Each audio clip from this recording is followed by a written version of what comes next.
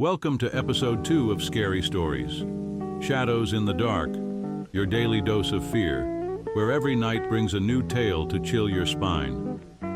From haunted forests to cursed towns, we uncover the secrets that linger in the shadows. The Watchers of Black Mesa. In the remote stretches of Oklahoma near the arid Black Mesa Plateau, locals speak in hushed tones about the Watchers. They're not human, they say, but something older, beings tied to the land, hidden among the shadows of the rocks and mesas. A few years ago, a geology student named Daniel decided to camp alone near Black Mesa to study its unique rock formations. He pitched his tent on a high ridge overlooking the endless plains, where the stars lit the sky like diamonds. As the evening deepened, an unsettling stillness fell over the area. The usual night sounds, crickets, distant coyotes, vanished. At first, Daniel thought nothing of it, but as he settled into his tent, he heard a faint sound outside, like footsteps crunching on the dry soil. He unzipped his tent and shone his flashlight into the darkness. Nothing, just the jagged rocks and the whispering wind. He laughed at himself and climbed back inside.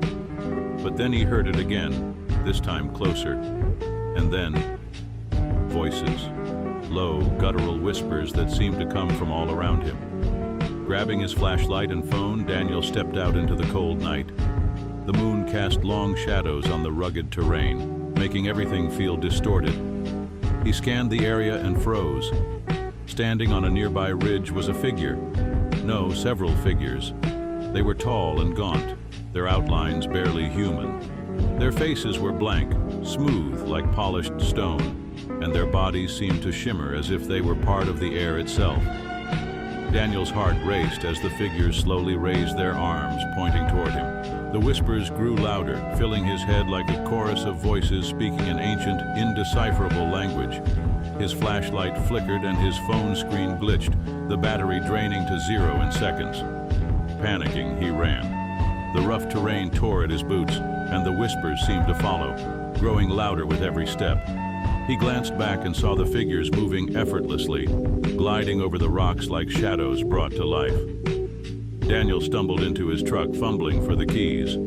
As he started the engine and the headlights illuminated the area, the figures were gone. The whispers, however, lingered, echoing in his ears even as he sped away into the night. When he finally reached the nearest town, Daniel tried to tell the locals what he'd seen. The bartender, an older man with weathered skin, shook his head. "You saw the Watchers. They don't like being disturbed. You're lucky you got away."